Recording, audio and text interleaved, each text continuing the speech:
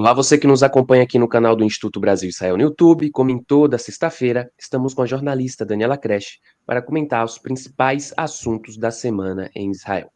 Como de costume, quero pedir para você deixar o seu like aqui no vídeo, a sua inscrição em nosso canal. A gente estava analisando aqui a partir das ferramentas que o YouTube disponibiliza e muita gente que acompanha o Expresso Israel não se inscreveu no canal do IB. Então se inscreva, a gente quer atingir a marca aí de 20 mil inscritos e o seu apoio, sua inscrição é muito importante. Peço também para comentar o vídeo aqui embaixo, né, com elogios, sugestões, opiniões. É muito importante também o engajamento da audiência, que com comentário, com like, o YouTube entende que o vídeo é importante, que o conteúdo é legal, e essa mensagem, tudo que a gente conversa aqui, chega ainda mais longe, mais pessoas podem ter acesso a esse conteúdo. E também te convido a se associar, a se tornar membro do nosso canal aqui no YouTube por apenas R$ 14,99 por mês. Você tem acesso a uma série de conteúdos exclusivos.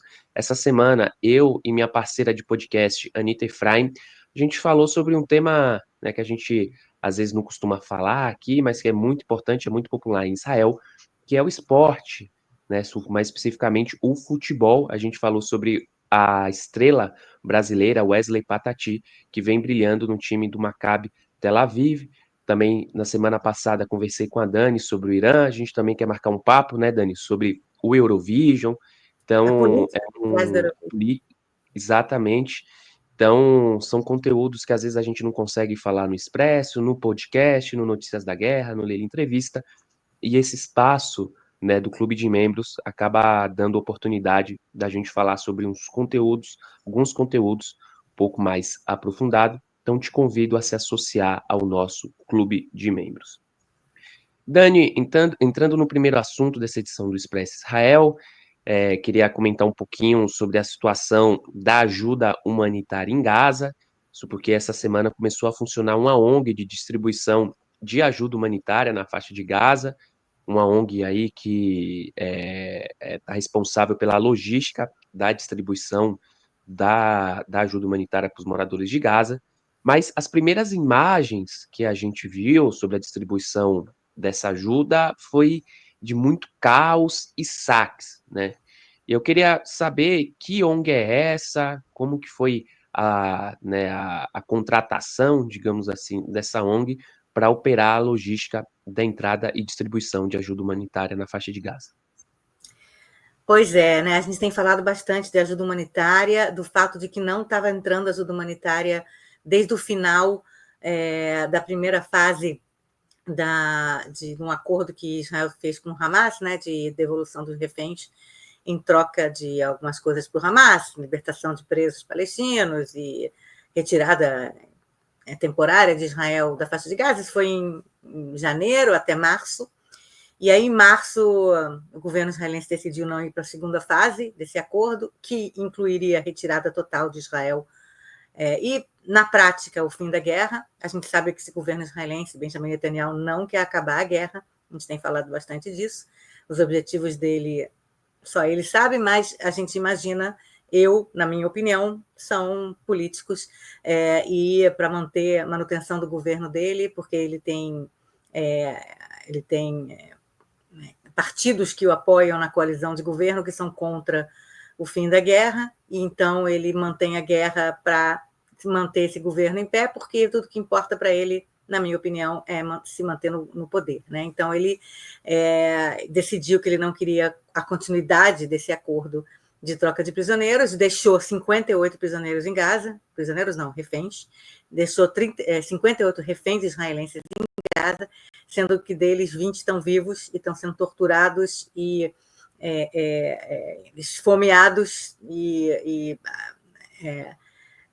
passando pelos piores tratamentos possíveis. A gente vê cada vez mais reféns que voltaram contando de como eles foram tratados por pessoas que absolutamente não têm a menor empatia, é o mínimo, por esses reféns, né? Então, 20 reféns continuam lá, a gente vai falar um pouco disso depois também aqui nesse Expresso de hoje.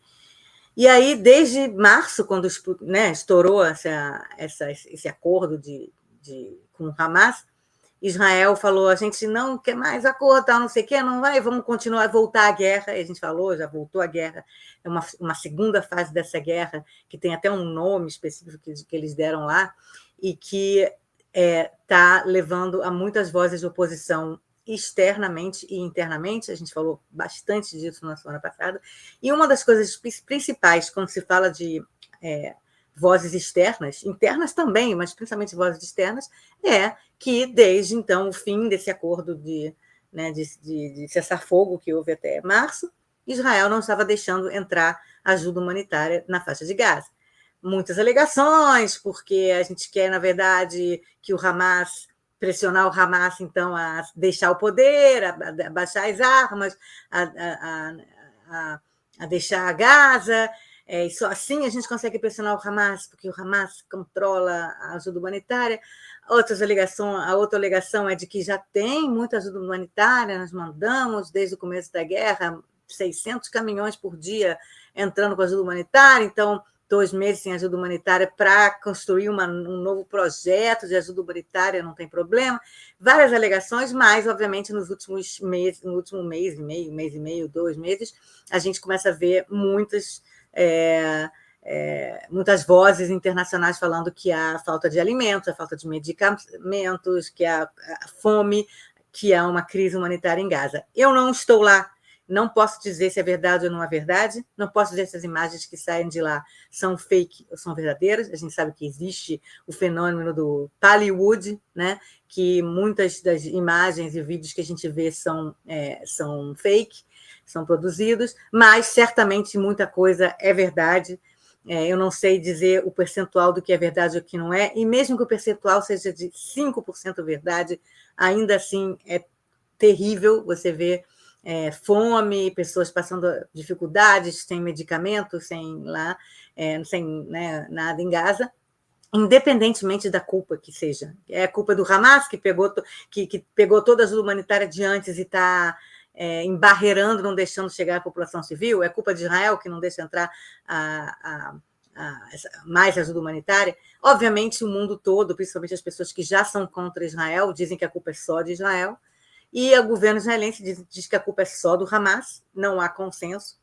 Mas a verdade é que essa semana, então, tudo isso para chegar ao fim, dizer que essa semana, quer dizer, o começo do que a gente vai falar, que essa semana, então, começou um novo projeto de ajuda humanitária na faixa de Gaza, que Israel estava dizendo que estava construído, que estava sendo formado, que ia sair do papel, e realmente saiu do papel essa semana. Agora, que show da Xuxa é esse, né? Que projeto, que ajuda humanitária é essa, né? E novamente, como nada aqui é claro, e nada aqui é com certeza isso, com certeza aquilo, e que tem narrativas para cá e narrativas para lá, é tudo muito complicado, de novo, e complexo. Eu vou dizer o que existe, né? O que aconteceu essa semana, e as alegações de um lado e de outro de que é essa ajuda humanitária. Então, essa é uma ONG, né, chamada Fundação Humanitária de Gaza, GHF, Gaza Humanitarian Foundation, que é um grupo de ajuda, uma ONG privada, apoiada pelos Estados Unidos e por Israel também, mas principalmente pelos Estados Unidos, uma ONG americana, que foi fundada em fevereiro de 2025, quer dizer, não faz muito tempo, né, em Delaware, e que tem um cara que era um cara chamado, o diretor executivo chamava Jake Wood, que ele era, eu digo era porque dia 25, essa semana, ele se demitiu, um dia antes de começar a ajuda humanitária, ele saiu, e aí depois eu explico por que ele saiu. E aí, quer dizer, é uma ONG meio que pouca gente conhece, acabou de ser criada, com alguns americanos em algum lugar em Delaware, que eu não sei se alguém se lembra, quando vai contar os 50 estados americanos, Delaware é sempre o último, e meio assim, misterioso, né? Da onde vem o dinheiro, da onde vem essa instituição, ela nunca fez nada, é a primeira vez, bom, se chama Gaza também, Humanitarian Foundation, então ela foi criada para ajudar Gaza, mas quem criou, com que objetivo? Então, essa semana saiu uma reportagem no New York Times, falando um pouco... antes de falar da reportagem do New York Times, então, vou falar só do que realmente aconteceu, para a gente mostrar as imagens. Então, ela saiu do papel em fevereiro, como eu falei, e ela começou a se organizar, e agora, essa semana, dia 26, de 26, acho que foi segunda-feira, ela começou a funcionar. Abriu, primeiro, um centro de distribuição, depois abriu um segundo centro 2 dias depois, e já desde o primeiro dia foi caótica essa distribuição. A gente pode colocar já, então, a primeira imagem do caos desse primeiro dia, do primeiro centro de distribuição.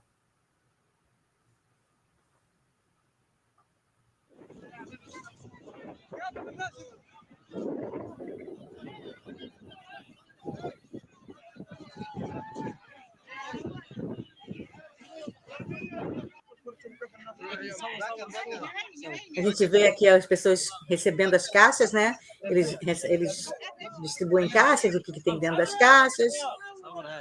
Dá para ver que vem de Israel mesmo as coisas em hebraico. E aí tem essa hora, então, que as pessoas têm uma cerquinha, né?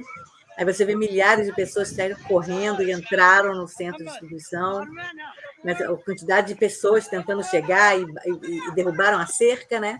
Teoricamente, deveria ser uma espécie de curral, assim, para você chegar até o local para pegar. E aí foi caos total. Acho que parou aí. E tem o segundo vídeo...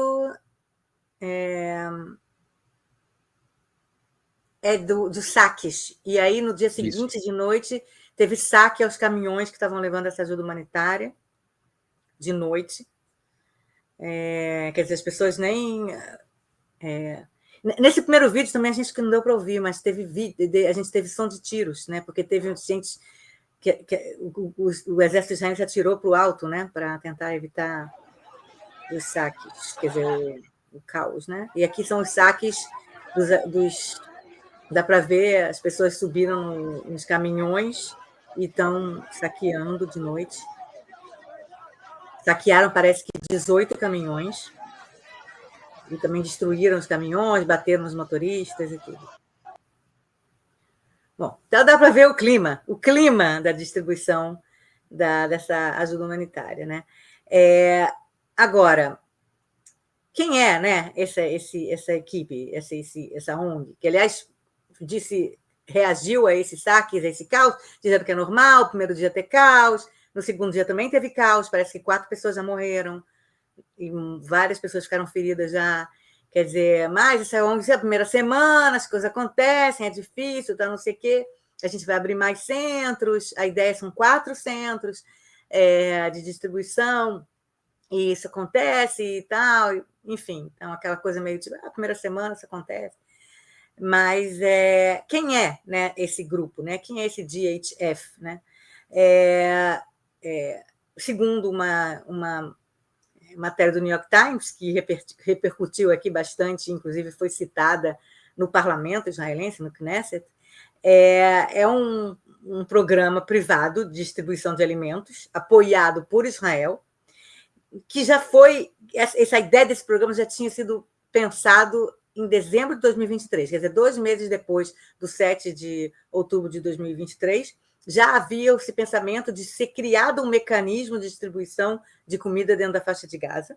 E durante o ano de 1924, de 2024, não sei o que, de 2024, houve todo um trabalho de autoridades israelenses junto com o governo americano, ainda era Biden, mas o Trump entrou depois também, juntamente de um veterano da CIA chamado Philip Riley, para desenvolver esse plano. A ideia era realmente fazer uma empresa privada que fosse fazer essa distribuição na faixa de Gaza, porque o governo israelense e o americano não confiam no Hamas, não querem que o Hamas se aproprie da ajuda humanitária, então queriam fazer um bypass do Hamas com uma empresa privada. Então, esse Philip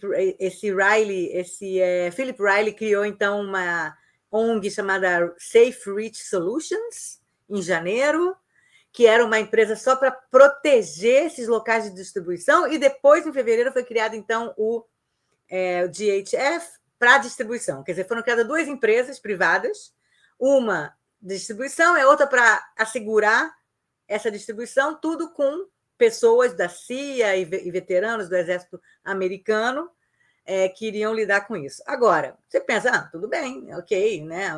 Empresas privadas, o governo israelense e o americano concordaram. Tal. Agora, a pergunta é a seguinte, da onde está vendo esse financiamento dessas empresas? Quem negociou a estrutura dessas empresas? Quem trabalha nelas? Da onde vem o dinheiro? E teve algum tipo de escolha assim, pública de que empresa vai? Ou foi assim, a gente vai criar uma empresa para fazer o que a gente quer, né? Inclusive, como eu falei, chegou no parlamento israelense, no Knesset, e o próprio Yair Lapid, o líder da oposição, falou: são 2 empresas de fachada, são 2 laranjas, 2 empresas de fachada americanas criadas por americanos e israelenses para controlar a distribuição de ajuda humanitária em Gaza. E aí tem assim, tem 2 campos, como sempre, né? Tem a ONU e vários países que são anti-Israel, né?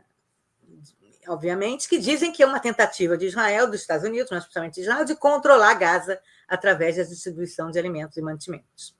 Eles dizem que esses 4 centros de distribuição que essas 2 empresas vão operar, começaram a operar, ficam só do centro para o sul da faixa de Gaza. Quer dizer que Israel, então, estaria obrigando as pessoas a irem para o centro ou para o sul da faixa de Gaza para pegar esses mantimentos e não ia... Não tem centro de distribuição perto das pessoas, as pessoas têm que ir até esses 4 centros, que ficam no centro ou no sul da faixa de Gaza, deixando o norte da faixa de Gaza como um lugar que talvez Israel queira ocupar, já está ocupando. Então, o objetivo, de repente, seria deslocar a população para o centro ou para o sul da faixa de Gaza através dessa distribuição. Então, é uma espécie de ferramenta para o deslocamento de pessoas. É isso que a ONU fala, né? A gente não pode esquecer, a ONU é que fazia a distribuição antes através da UNRWA, né? Da agência da UNRWA, e também outras ONGs ligadas à ONU que faziam a distribuição antigamente e que saíram da faixa de Gaza e não fazem essa distribuição. Então, tem uma coisa aí de tiraram o nosso lugar, fizeram uma outra coisa que a gente não está dentro. A ONU está muito insatisfeita de não estar participando, mas Israel não confia na ONU, por muitos motivos que eu considero alguns bem legítimos. A ONU é quase a entidade que mais critica Israel no mundo o tempo todo, sem criticar outros. É só Israel. Israel tem um item em todas as reuniões da ONU que só se discute vamos criticar Israel, não se discute criticar Coreia do Norte, Irã, Rússia, Congo, não. Brasil, não. É só Israel, que é o pior país do mundo, a pior coisa do mundo. Quer dizer, então Israel não confia na ONU e também Israel não confia na ONU por outro motivo. Não confia na ONU porque a UNRWA, e já se foi provado isso, tinha participação de pessoas filiadas ou membros do Hamas funcionando na UNRWA como funcionários, empregados. Quer dizer, então você não sabia onde terminava o Hamas e começava a UNRWA na faixa de Gaza. Até porque um lugar como esse, uma empresa, uma ONG internacional, ou a ONU ou qualquer outra, quantas pessoas eles têm internacionais que vão? A gente já falou disso aqui também. Quantas pessoas vêm do exterior para fazer parte da ONG lá naquele lugar? Não. 90% das pessoas, 95% das pessoas são locais. São pessoas locais. São pessoas que são palestinos de Gaza, que a gente sabe que estão sendo dominados pelo Hamas há 20 anos e têm a cabeça feita pelo Hamas há 20 anos, e muitos são ou membros do Hamas ou apoiadores do Hamas. Então, Israel não confia na ONU para distribuição de alimentos ou para fazer qualquer coisa e está tentando, na verdade, empurrar a ONU para fora da faixa de Gaza através dessas iniciativas privadas, com apoio financeiro, talvez, não sei, logístico de Israel também e dos Estados Unidos. E, obviamente, do lado israelense, o que se fala é que a ONG, que a ONU está criticando Israel por isso, é porque a ONU está interessada em manter o Hamas no poder, porque é controlado, tem pessoas do Hamas dentro da ONU, lá na faixa de Gaza, tal, e tudo. Quer dizer, por um lado, então, a ONU critica, né, e países que estão ligados à ONU nesse sentido de criticar Israel, critica Israel dizendo que são laranjas criados por Israel para controlar Gaza através da comida, e Israel fala, não, vocês é que estavam controlando Gaza através da comida. Vocês, ONU, com membros do Hamas fazendo parte de vocês, da UNRWA, vocês é que estão controlando a população de Gaza há 20 anos, e agora, principalmente depois da guerra, controlando a população de Gaza, o Hamas, basicamente, vocês estão apoiando o Hamas, controlando a população de Gaza através da ajuda humanitária. Quer dizer, cada um acusa o outro de tentar usar a ferramenta da comida e da alimentação para controlar a população de Gaza. Israel acusa a ONU e o Hamas, a ONU acusa Israel, e os dois lados não se entendem nisso, né, que é uma coisa que deveria ser, né, tipo, vamos distribuir comida, né, para as pessoas que precisam, mas nem isso consegue ser salvo, né, consegue acontecer sem narrativa, guerra de narrativas e falta de consenso entre dois lados, né? Quer dizer, então você tem aqui essa nova ONG que começou essa semana, que vai ter 4 pontos de distribuição. O pessoal da ONU está reclamando muito que, no caso da UNRWA, eram centenas de pontos de distribuição, que você tem que ir ao povo distribuir, não que o povo vá até você pegar. Mas essa empresa, essa ONG privada, diz que não, diz que o melhor é você ter pontos de distribuição específicos e enormes, muito grandes, onde você pode controlar quem está distribuindo, controlar quem está recebendo, e não ter o perigo de que o Hamas vá lá e tome conta daquele ponto de distribuição ou daquele caminhão. Então são duas narrativas que estão novamente entrando em guerra, né? Nessa guerra de narrativas dentro da faixa de Gaza. Agora, eu acho que pelo menos a gente tem aqui uma volta da ajuda humanitária em Gaza.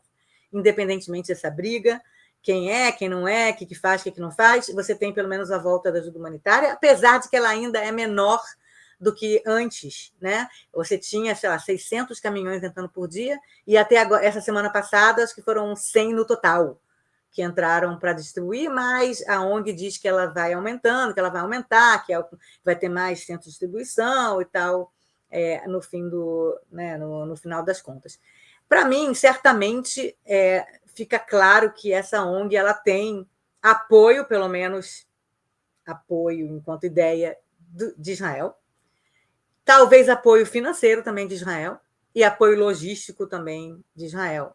É certamente uma ONG que tem um apoio israelense em algum nível, com o objetivo de tirar a ONU e o Hamas do retrato aí, né?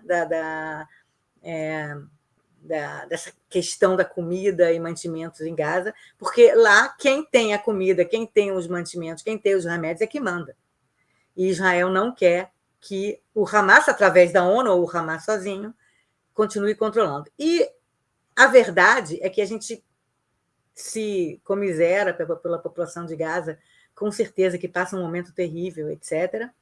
E a gente não diminui, eu não diminuo esse sofrimento, mas em 2 meses o Hamas parece que já se enfraqueceu bastante, porque realmente estava usando a ajuda humanitária como seu poder, como uma maneira de controlar a população e de dizer ainda sou aqui o soberano.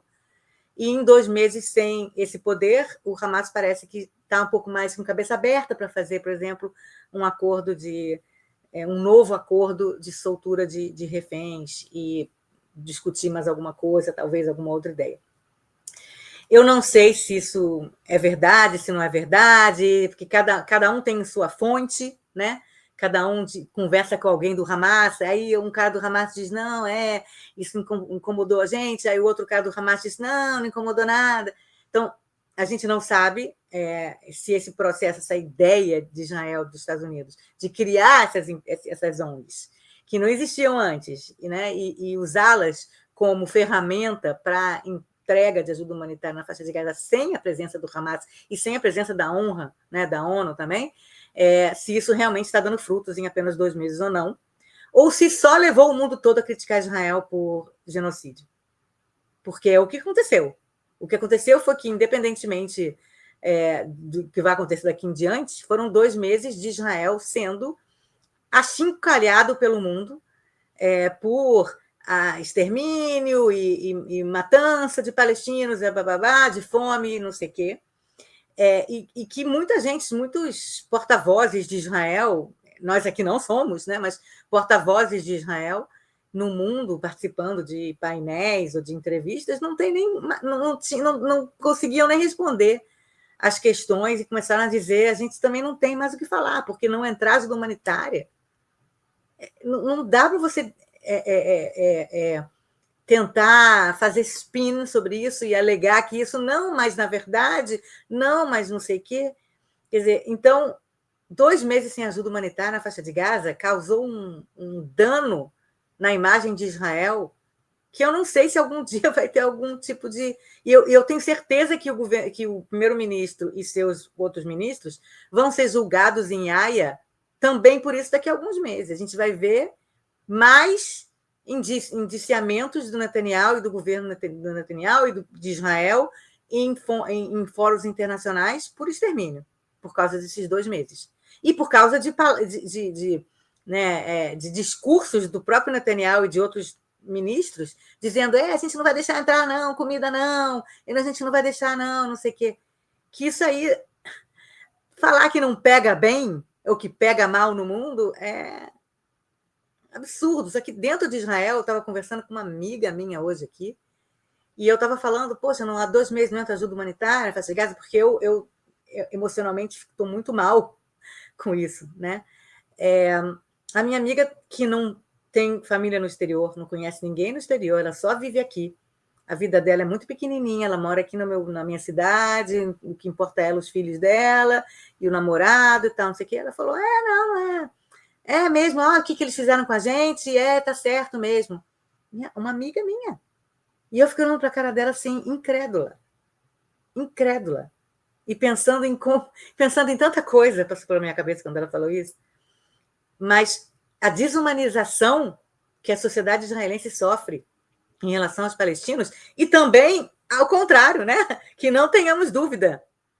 Mais ainda, que a gente não vê muitos palestinos dentro da faixa de Gaza da Cisjordânia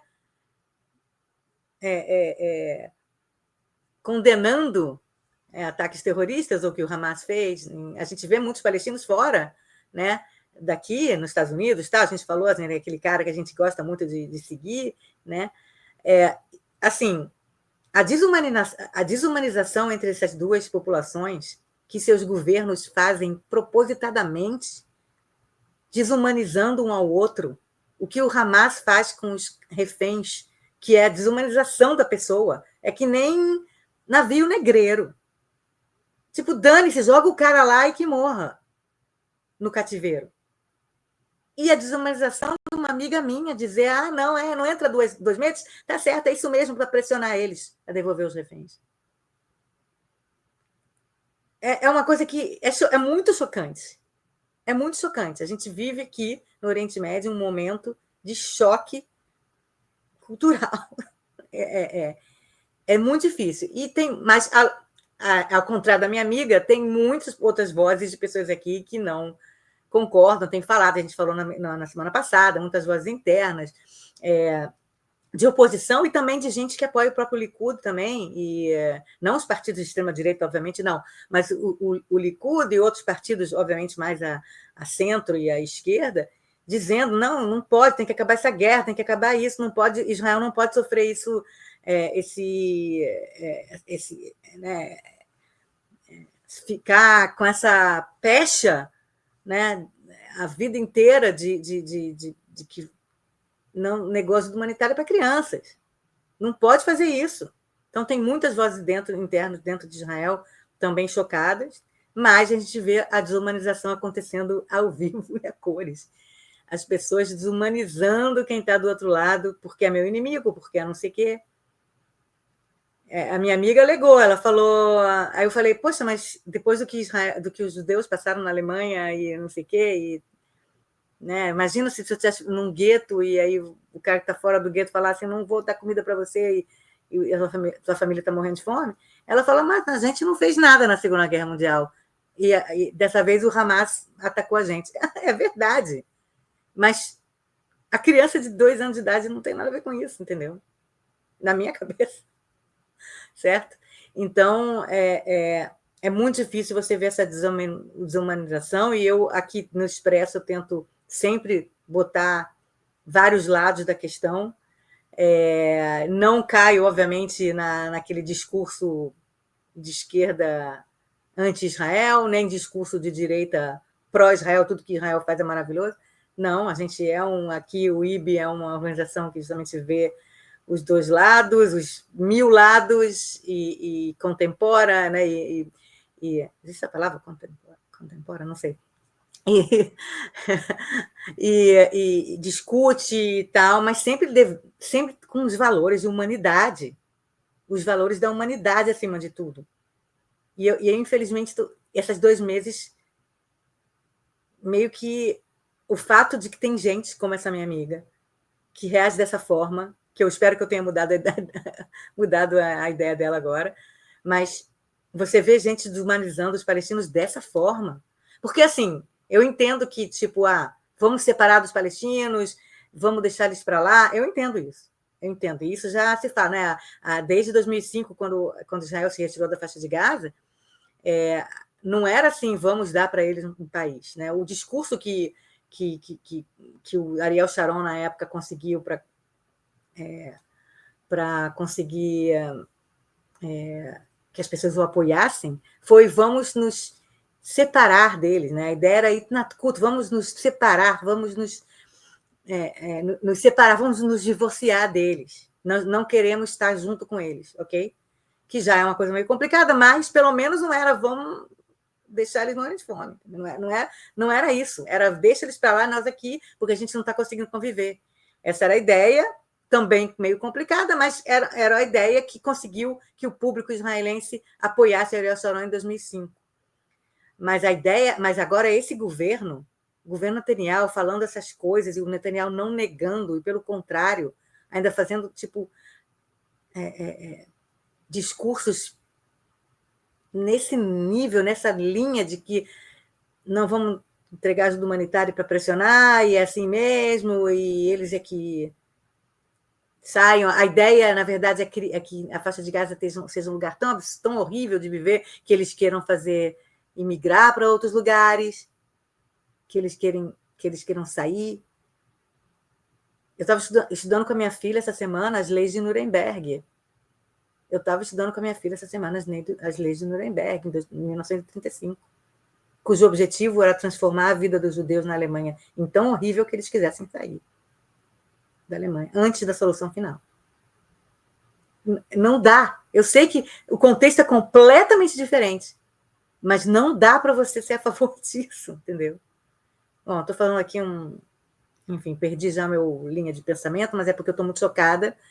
E nesse último mês está muito difícil para mim, enquanto pessoa, né? E, novamente, tem muita gente como eu aqui também. Eu imagino que a maioria, mas você tem muita gente que ainda está demonizando, entendeu? Ainda a maioria dos israelenses são a favor da guerra, a favor da volta dos reféns, claro, mas a favor da guerra, do fim da guerra, a favor do fim da guerra. Então, você tem aí que a maioria dos israelenses são a favor do fim da guerra, entendeu? Mas você vê a desumanização numa pessoa que você conhece, entendeu? É muito, muito, muito chocante. Eu acho que, para terminar, a gente pode falar das reações, né? Tudo que está acontecido. Eu acho que tem um tweet do Papa Leão XIV que eu mandei para você, porque você pode botar aí, que quem imaginava, quem pensava que ia demorar um pouco mais de tempo para o novo Papa falar de Gaza, e falar no mesmo estilo que o Papa Francisco falava. Então, temos aqui: a partir de Gaza, os gritos dos pais sobem aos céus com ainda mais intensidade, enquanto agarra os corpos sem vida de seus filhos em busca de comida e abrigo contra as bombas.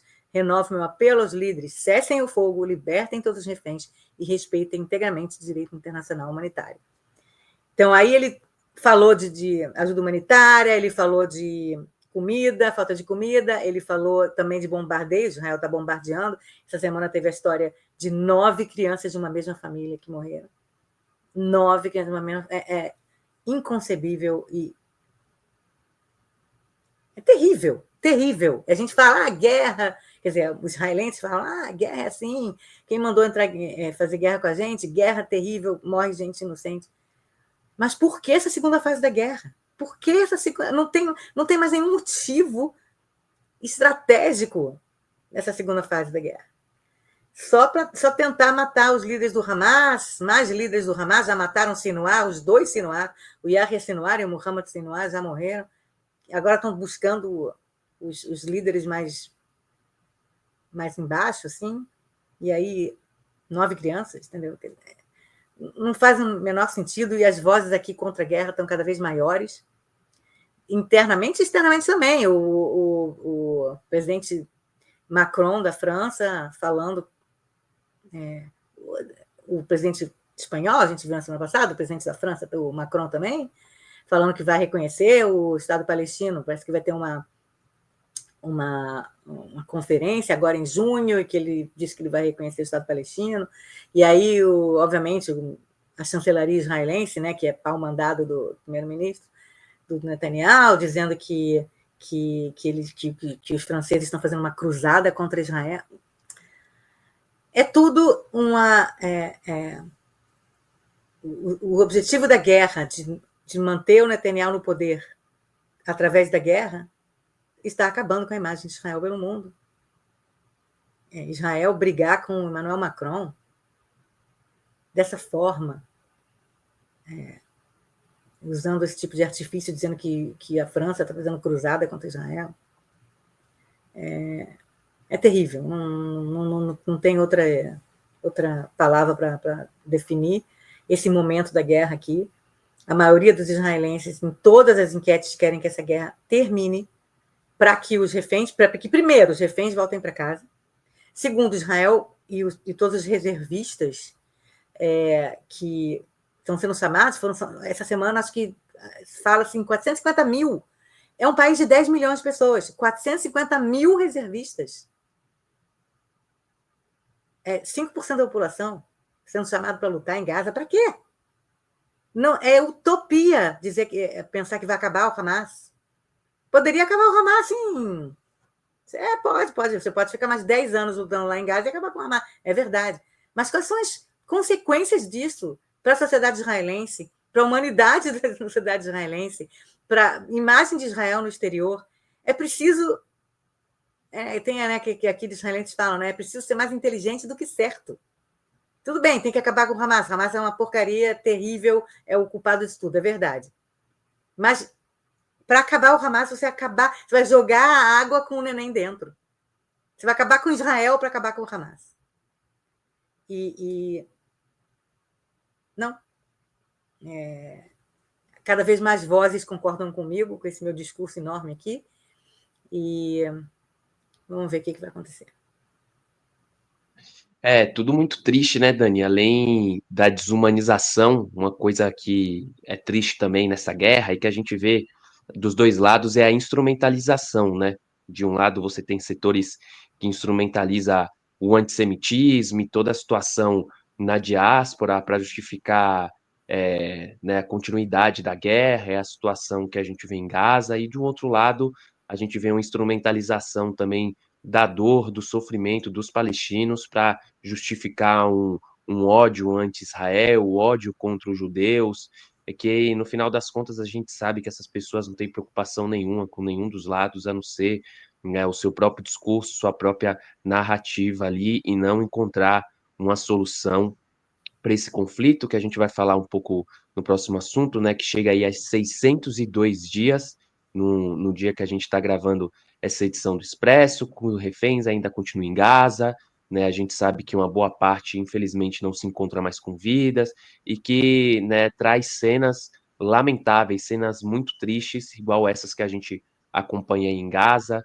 né, de fome, de desnutrição, de mães que perderam seus filhos, igual essa mãe palestina aí, que perderam 9 filhos, né? Eu gosto bastante dos discursos e das notas que aquele movimento Women Wage Peace traz, né, e fala que de um lado você tem uma mãe israelense chorando, seja porque perdeu seu filho na guerra, seja porque perdeu um filho em 7 de outubro, uma filha em 7 de outubro, e do outro lado você tem uma mãe palestina que também chora ali, né, em relação aos ataques que Israel vem realizando em Gaza, e você tocou num ponto muito importante que até mesmo dentro do centro e da direita israelense, cada vez mais a gente escuta vozes que, né, que fala que essa guerra não faz sentido, até mesmo em defesa das instituições e do exército, que já contabilizou aí centenas de mortes de soldados, muitos deles jovens que teve sua vida ceifada nessa guerra que só traz sangue e terror e que distancia de uma perspectiva de paz e de convivência. A gente sabe que depois do 7 de outubro isso ficou ainda cada vez mais difícil, né? Até por, enfim, por relações de confiança, de forma que tudo que aconteceu, mas a guerra não é a saída e desgasta a imagem de Israel, né? A gente vê líderes Pois é, aí mas aí radicais. só para terminar, a gente vai entrar na segunda coisa, mas eu terminar que eu queria falar uma coisa sobre a gente vê, né? Até gente que pró-Likud, sem contar todo mundo, obviamente, mais à esquerda, que quer o fim da guerra, não aceita a política, né, da guerra nesse momento, não concorda, né? Mas quem concorda, né? É a extrema-direita. A extrema-direita, os nacionalistas sionistas, a extrema-direita total, que para eles vivem numa bolha bíblica, né? Tudo para eles é uma visão meio bíblica, meio messiânica, né? Dessa terra de Israel, que é só dos judeus e tal, não sei o quê. É uma minoria muito pequena em Israel, não tão pequena, mas é uma minoria, só que eles estão controlando o Netanyahu, porque se eles saírem do governo, o governo Netanyahu cai.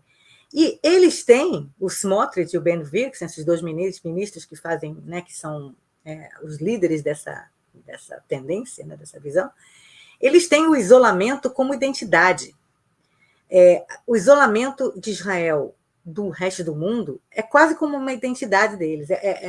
Tem um pouco de vitimismo dentro desse isolamento, que nós fomos vítimas do mundo a vida toda, milênios nós somos vítimas, então agora continuamos a ser vítimas e todo mundo, nós contra todos, tá? Então tem essa coisa do vitimismo, da vitimização, mas também tem a ideia do isolamento enquanto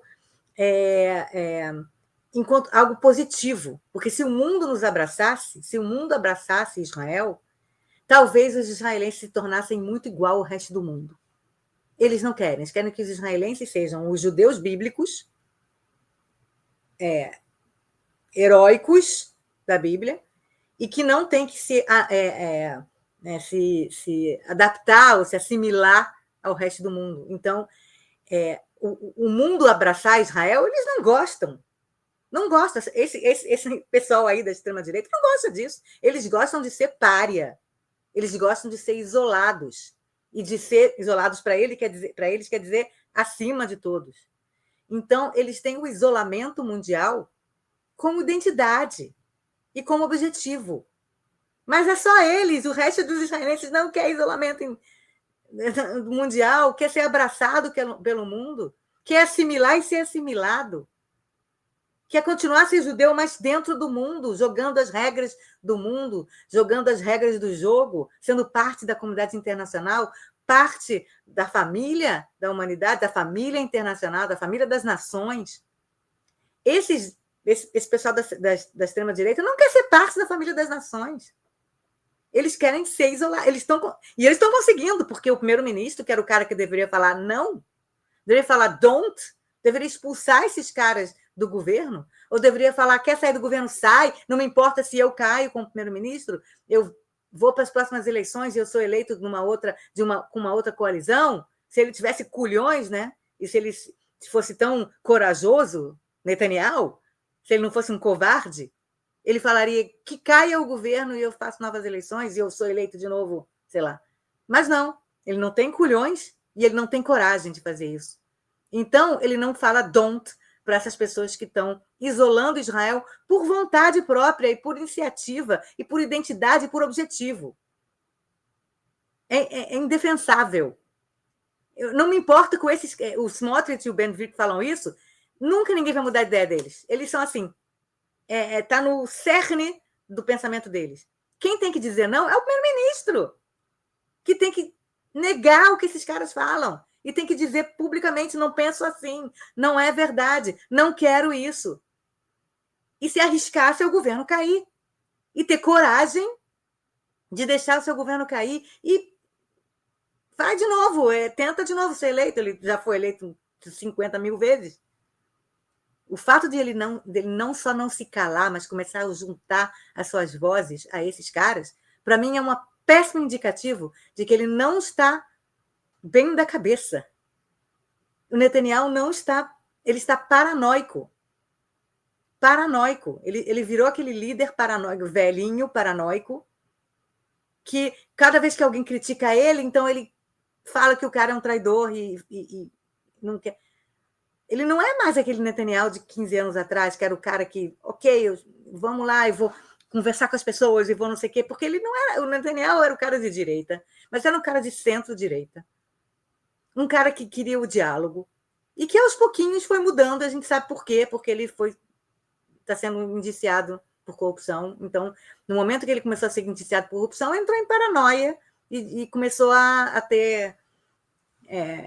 entrar uma novelinha na cabeça dele de que estão perseguindo ele. E aí esses caras da extrema-direita começaram a apoiá-lo e começaram a encher a cabeça dele com essa narrativa. E ele foi se deixando levar por vontade própria, também porque eu acho que não está mais batendo bem. É a hora do Netanyahu sair. Ou ter coragem de convocar novas eleições. Pelo menos isso. Tenha coragem de convocar. Você se considera tão maravilhoso assim? Então convoque novas eleições para provar que você é maravilhoso, que o público está com você, que te ama. Faz novas eleições. Se você não faz novas eleições e não nega o que esses caras dizem ou estão fazendo com Israel, é covardia, você é covarde. Bom, meu recado, Benjamin Netanyahu. Agora, falando sobre os 600 dias, né?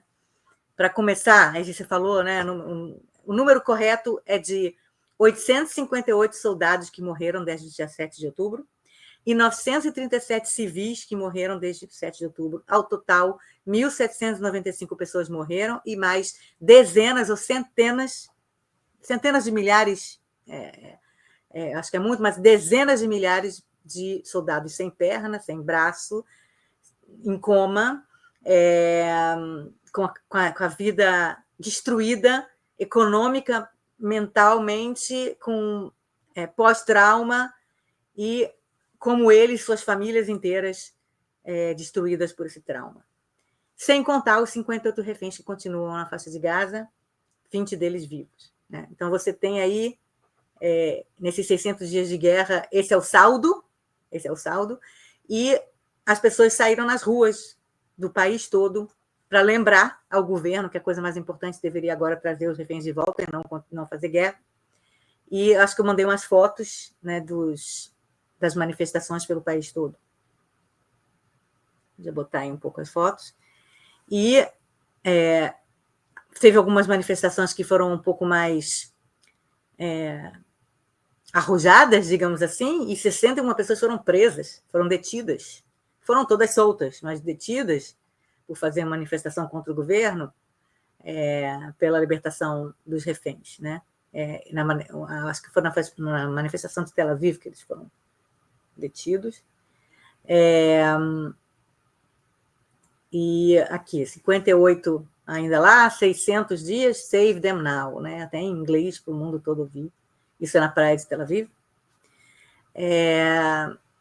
E como essa manifestação houve várias, com o símbolo da fita amarela, que é o símbolo da vontade, né, da maioria dos israelenses de trazer de volta os reféns para casa através de um acordo com o Hamas, um acordo pesado, que Israel pagaria um preço alto, mas que é mais importante a vida e os corpos, e trazer de volta os corpos também dos que estão mortos, né, para as famílias conseguirem fechar, pelo menos um pouco, e enterrar seus mortos, né?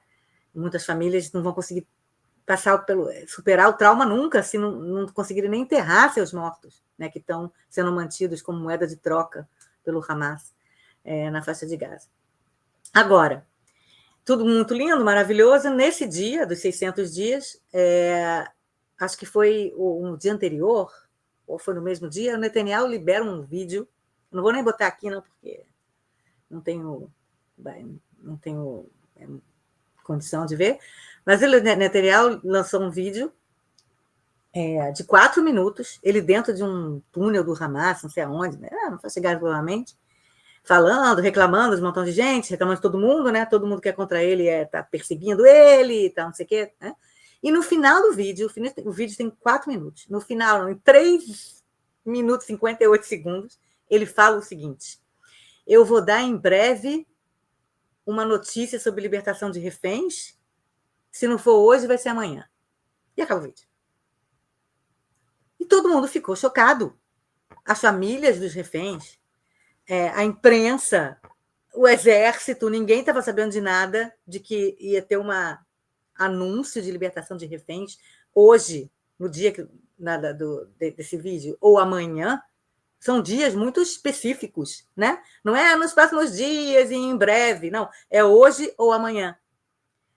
E as pessoas começaram a falar para ele, pedir esclarecimento. Que negócio é esse? Que anúncio é esse? E, ao mesmo tempo, nos Estados Unidos, o Steve Witkoff, que é um negociador americano que está envolvido na negociação com o Hamas, também falou que estava muito entusiasmado e que estava muito otimista em relação a um novo acordo entre Israel e o Hamas, e não sei o quê. Então, ficou uma coisa, um burburinho de que vai sair nas próximas horas, nos próximos dias, um novo acordo. Começou a se falar qual seria esse acordo. É um acordo, seria a proposta mais recente do Witkoff, que seria a libertação de 10 reféns, não é nem os 20, só metade, 10 reféns, quer dizer, porque Israel poderia agora dizer que é todos e que termina a guerra, e o Hamas devolve todos.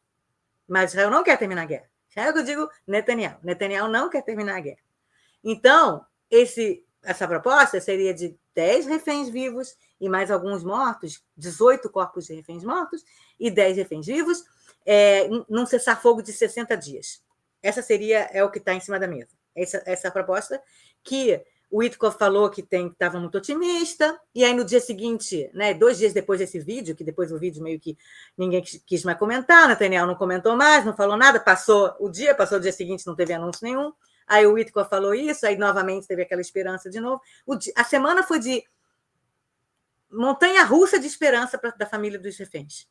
Primeiro o Netanyahu fala isso, depois o Witkoff diz que está otimista, depois no dia seguinte tem um anúncio da Casa Branca dizendo que o Hamas e Israel aceitaram, e aí ficou todo mundo mais ainda. Eu estava revendo o Jornal Nacional Israelense de quarta-feira ou quinta-feira, estava assim, vamos em breve, vai ter, estamos aí quase perto de um acordo, não sei o quê. Aí hoje, sexta-feira, o Hamas já disse que não falou nada, o governo israelense já disse que também não concorda.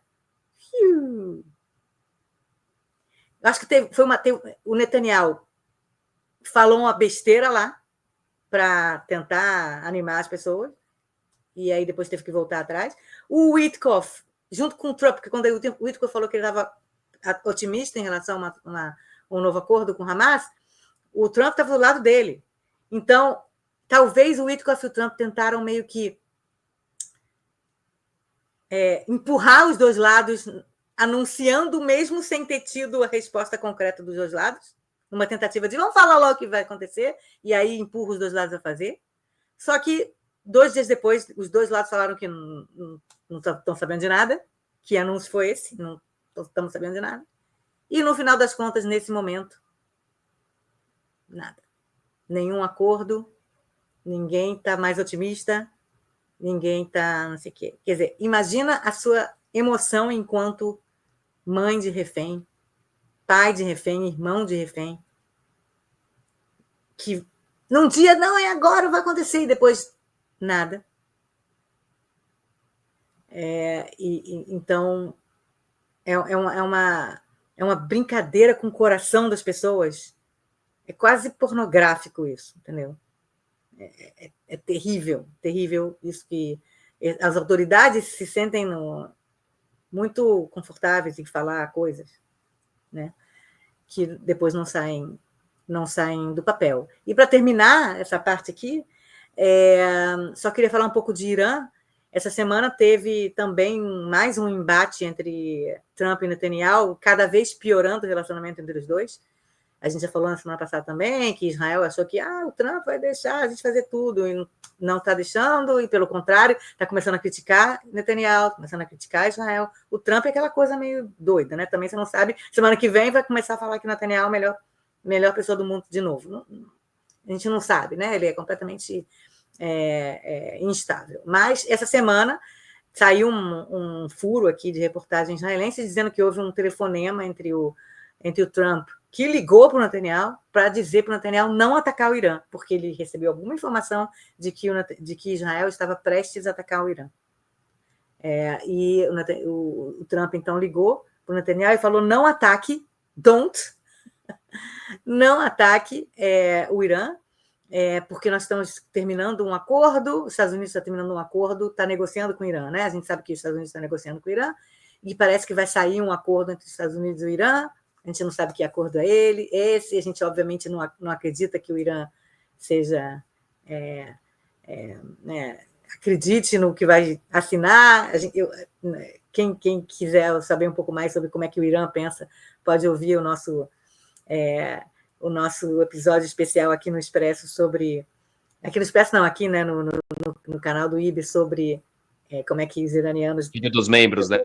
Para os membros, como é que o Irã pensava antes e pensa hoje, a Revolução Iraniana, como é que é o pensamento dos ayatolás hoje. Quer dizer, então, esse acordo nada, é praticamente a mesma coisa para os ayatolás, mas o Trump quer uma vitória, o Trump quer receber aquele querido, maravilhoso Prêmio Nobel da Paz, entendeu? Então, o Trump ligou para o Netanyahu e falou, não ataque. Eu não sei o quanto era às vésperas de um ataque real, o quanto realmente tinha um ataque aí quase saindo, o quanto não tinha, mas não teve ataque. O que teve ataque essa semana foi dos Houthis, que atacaram Israel 6 dias nos últimos 7 dias.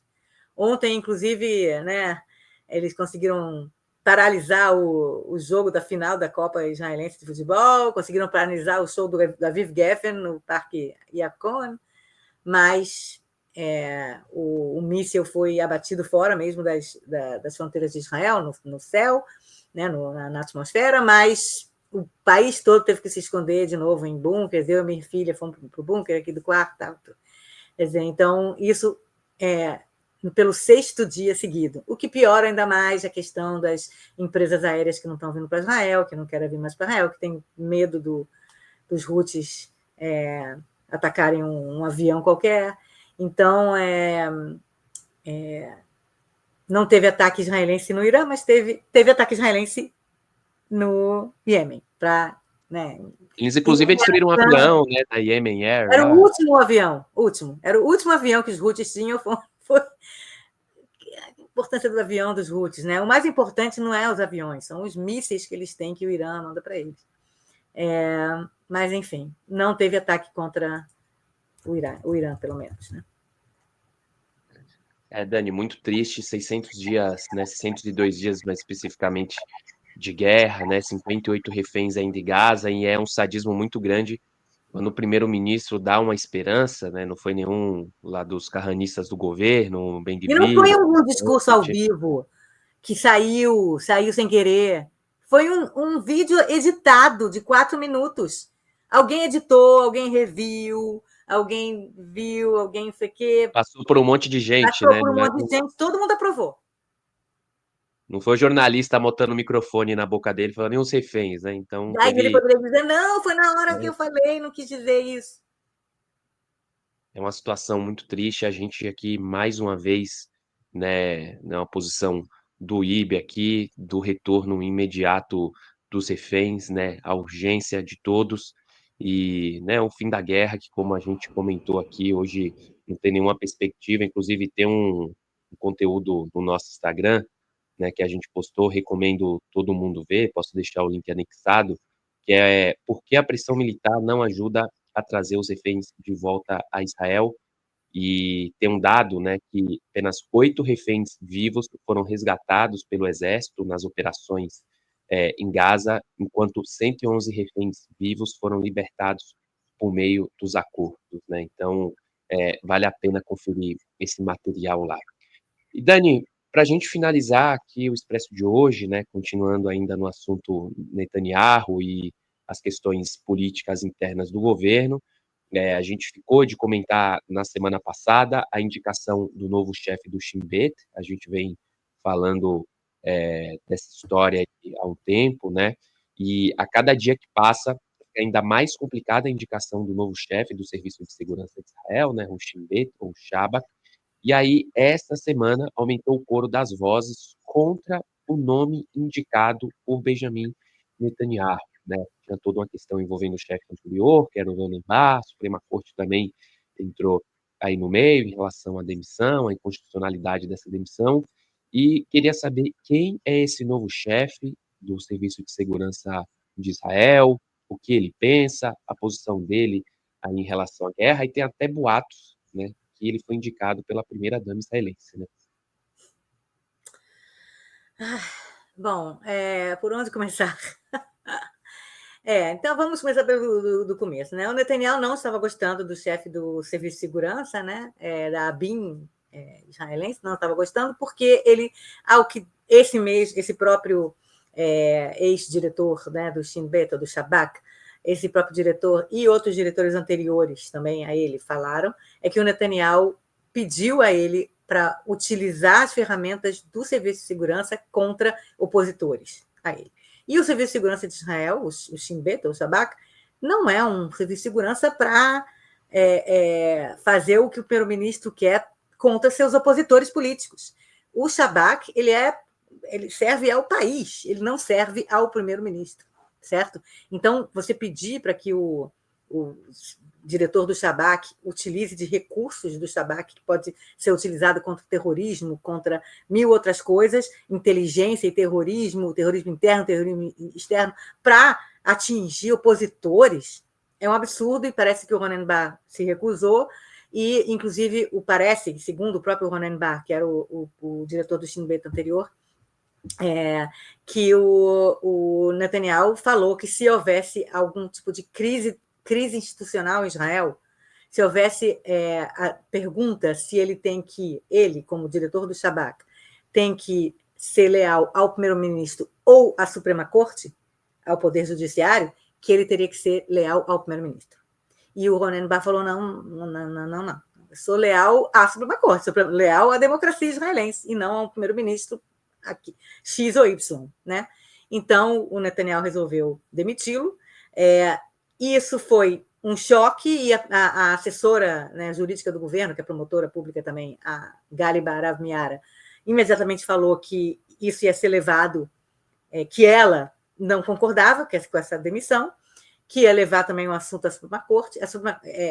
Aí, no meio dessa confusão, o próprio Ronen Bar, que já tinha dito que ele ia se demitir por causa dos erros, das falhas dele no 7 de outubro, né, que ele admitia que 7 de outubro ele, como serviço de segurança, não conseguiu prever o 7 de outubro. Então, ele resolveu então se demitir, né? Ele se demitiu, e aí todo esse processo meio que todo mundo pensou que ia acabar, que ele demitido já, então, era o momento de anunciar um novo.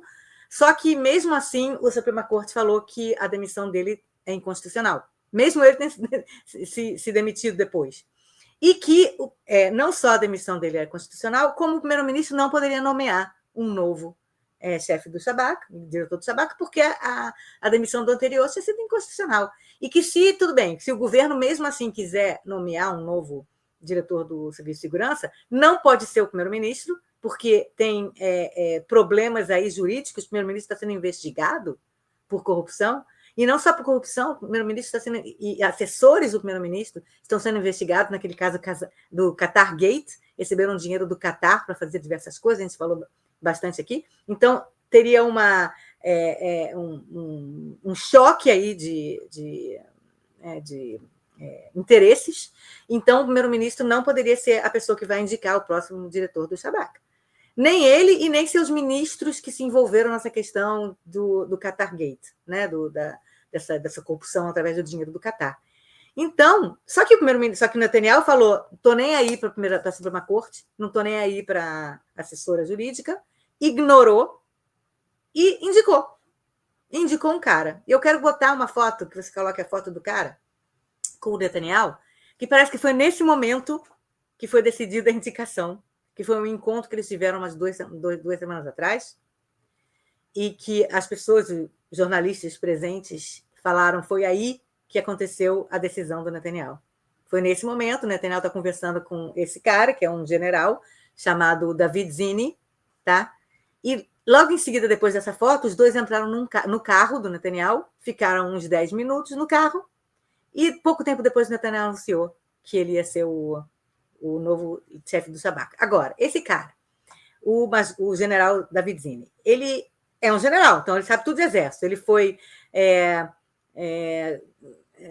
ocupou diversos cargos operacionais de comando no exército, incluído no diretor, sei lá, chefe do Sayeret Matkal, que é uma unidade muito importante de elite, de reconhecimento.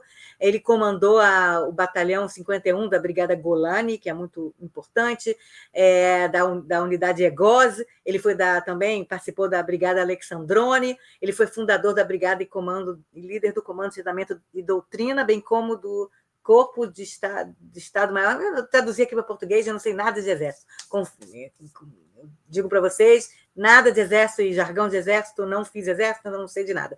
Mas ele é um cara que tem muita coisa no currículo dele militar, ok? Só que ele não é um cara de serviço de segurança.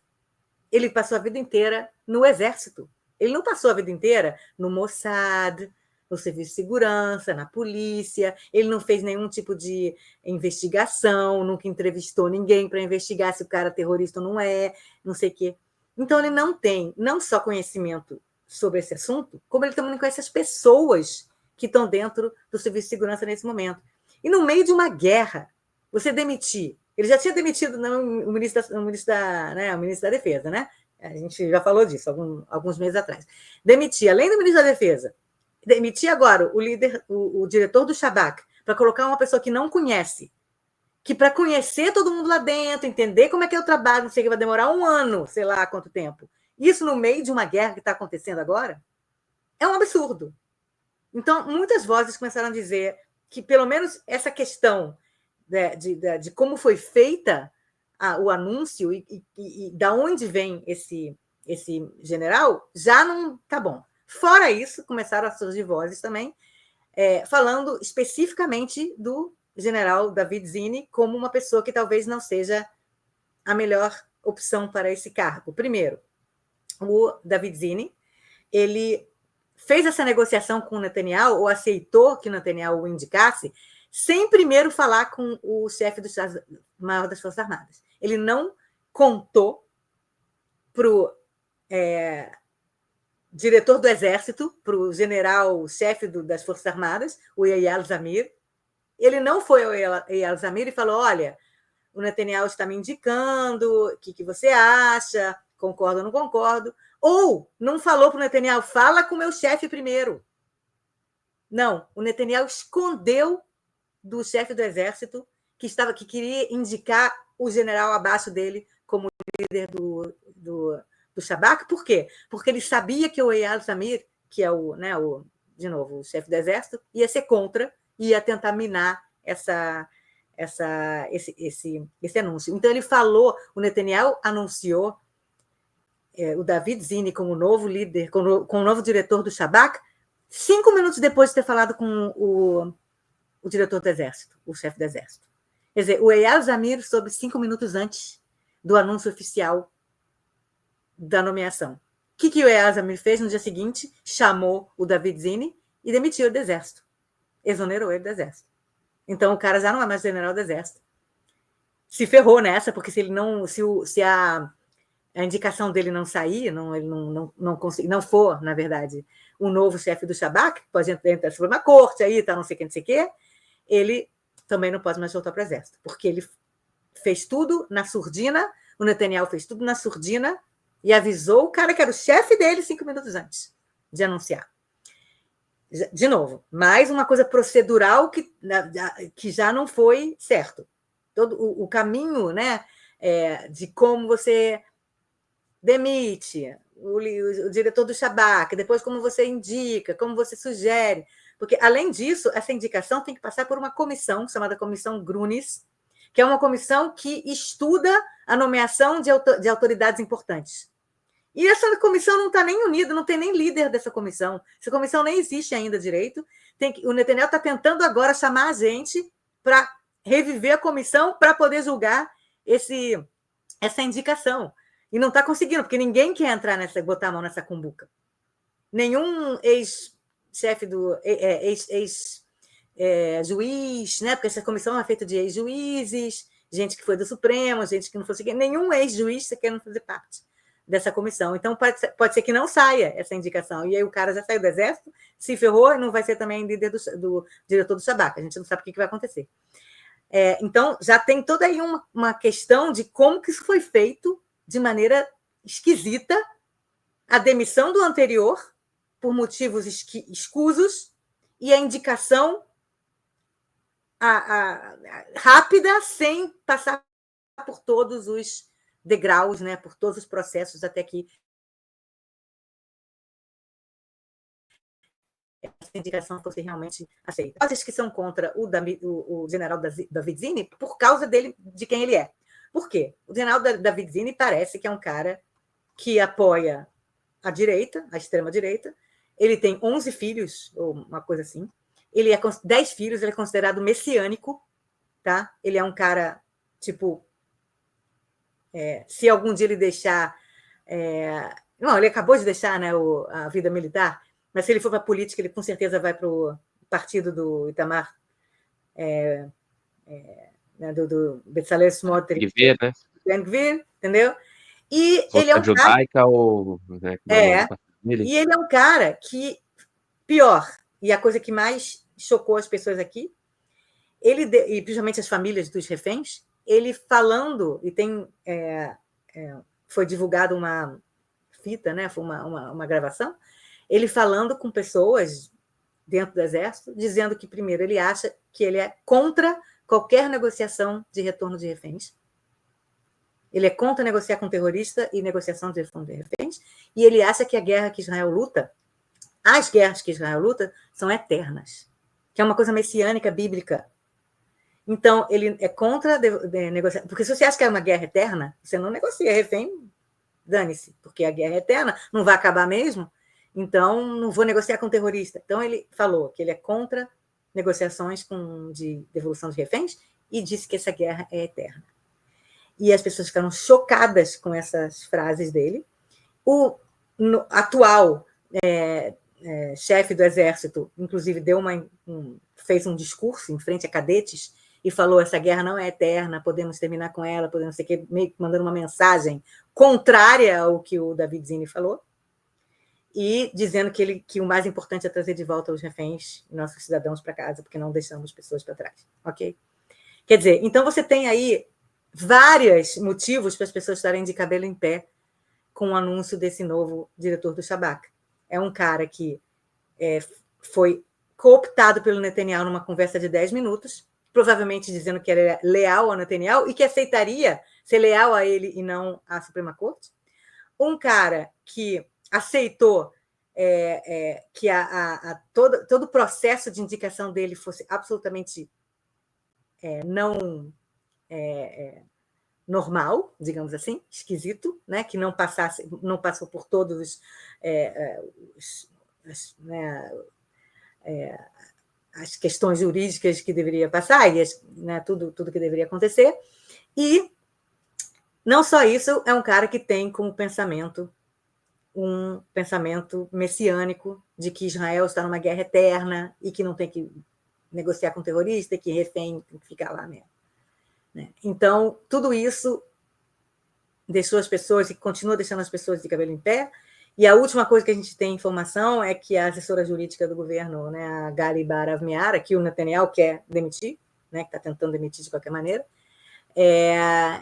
falou que ele não tem como fazer essa indicação, que é inconstitucional a indicação dele, e que não tem como ele ser apontado. Quer dizer, então a gente não sabe o que vai acontecer. Enquanto isso, durante a guerra, que o próprio Netanyahu continua com ela, em meio à guerra, Israel não tem o diretor do Serviço de Segurança.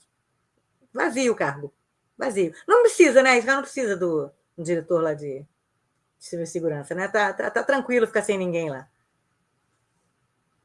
Pode durar meses essa confusão toda aí.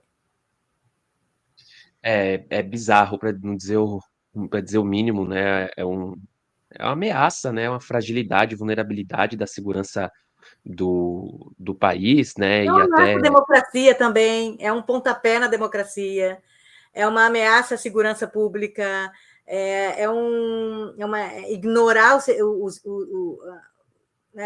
instituições, as né? O questões. Estado democrático de direito essa extrema direita mundial, né? Como que eles não estão nem aí para as instituições, para o judiciário, né? Para democracia mesmo, e até uma peguei aqui do portal dos amigos do Israel de Fato, né, que até o próprio comitê, né, da família, do Fórum das Famílias dos Sequestrados, né, discordou de posições do Zine, né, a família afirmou que por conta dele não ser favorável a um acordo de libertação dos reféns e ser a favor de uma continuidade da guerra, né, o Fórum classificou como chocante e incondenável o pensamento de alguém que decidirá sobre os destinos de homens e mulheres de Israel. Então, é uma posição que é muito preocupante, porque ela justamente faz coro com essas vozes, né, Dani, como você bem mencionou, messiânicas, radicais, né, carranistas, né, igual é o Ben-Gvir, que tem o Meir Kahane como um ídolo, né, e preocupante. Ultranacionalistas religiosas, que misturam nacionalismo com religião, né? Quer dizer, e o pior é o Netanyahu tentando tirar de posições-chave do país todo mundo que não concorda com ele. Se não concorda com ele e quer fazer o que ele quer, sai. E ele quer botar nessas posições-chave só pessoas que vão fazer amém para ele. E isso é antidemocrático. Isso não existe. Você não pode colocar em posições chaves ou tirar de posições chaves pessoas que não concordam com você. Você tem que escutar as críticas. Você tem que escutar o que todos têm a dizer. E aí tomar, tudo bem, você é o primeiro-ministro, você toma decisões, as decisões que você pode tomar, é verdade. Mas você nem quer ouvir as críticas, você nem quer ouvir um discurso contrário do que você diz. Você não quer estar numa sala, num local de discussões, de tomada de decisões com pessoas que digam: peraí, mas e se acontecer isso, se acontecer aquilo? Você não prefere? Não, você quer estar na sala de tomar decisões só com pessoas que concordam com você. Isso aí não funciona nem em empresa privada. Empresas que não têm a voz de, né, olha, peraí, né, o advogado do diabo que vai dizer, olha, não vamos fazer isso porque não vai dar certo, não sei o quê. Não deu certo. Tem que ter aquela voz dissonante, aquela voz que faz o papel de advogado do diabo, que diz, não, olha só, talvez não seja não sei o quê, que tal a gente fazer, ou tem informações que isso não vai dar certo. Um bom líder deveria querer escutar essas vozes. Netanyahu não quer. Tudo muito triste, a gente anseia aqui, né, para que, enfim, né, como você bem colocou aqui, que o Netanyahu tenha a humildade, né, de reconhecer, apesar de parecer difícil, de reconhecer as posições equivocadas dele na condição da guerra e da liberação dos reféns e que, enfim, ajuda a pressão internacional aí possa possibilitar um acordo e a volta o mais rápido possível de todos sequestrados e o fim dessa guerra que, enfim, só traz perdas para todos os lados, né? Você colocou muito bem aqui, mais de 800 soldados que morreram, cada vez mais a gente vê recusas de reservistas de voltar a entrar em Gaza, a própria deterioração da saúde mental, né, de pessoas ficarem 300, 400 dias de guerra, e o próprio custo, acho que eu mencionei aqui, a gente falou disso, né, há umas 2 edições, do quanto vai custar, né, o rombo orçamentário aí para Israel, o retorno das operações, né, da intensificação das operações militares em Gaza. Então, em todos os aspectos, só traz malefícios ao Estado israelense, né? Então, com isso, a gente vai chegando ao fim dessa edição do Expresso Israel. Quero agradecer a Dani por mais uma vez nos atualizar e comentar os principais assuntos da semana em Israel. Muito obrigado, Dani. Quero agradecer também a você que chegou aqui até o final. Não esqueça de deixar o seu like aqui no vídeo, sua inscrição em nosso canal, seu comentário aqui embaixo e também considere se tornar membro por apenas R$ 14,99. Você tem acesso a uma série de conteúdos exclusivos. Nessa semana a gente falou sobre um futebol em Israel e na semana passada também, como a Dani mencionou no meio do programa, a gente falou sobre o Irã. Então, se associe, corre lá, assista, que ajuda bastante aqui o IB. Um abraço, tchau, tchau e até semana que vem. Tchau, gente.